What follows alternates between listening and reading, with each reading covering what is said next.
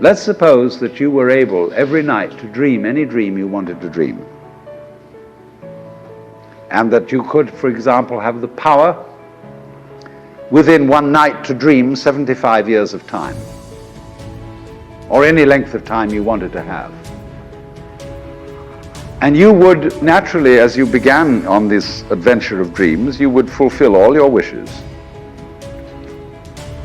You would have every kind of pleasure you could conceive. And after several nights of 75 years of total pleasure each, you would say, well, that was pretty great. But now let's have a surprise. Let's have a dream which isn't under control. Well, something is going to happen to me that I don't know what it's going to be. And you would dig that and come out of that and say, wow, that was a close shave, wasn't it? And then you would get more and more adventurous, and you would make further and further out gambles as to what you would dream.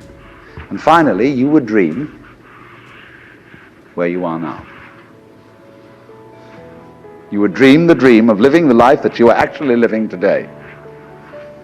That would be within the infinite multiplicity of choices you would have, of playing that you weren't God. Because the whole nature of the Godhead, according to this idea, is to play that he's not. The first thing he says to himself is, man, get lost.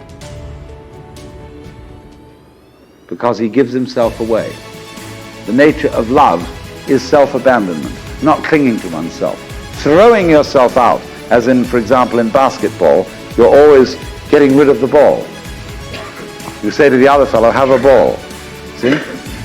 And that keeps things moving. That's the nature of life. So in this idea then, everybody is fundamentally the ultimate reality. Not God in a politically kingly sense, but God in the sense of being the self, the deep down basic whatever there is.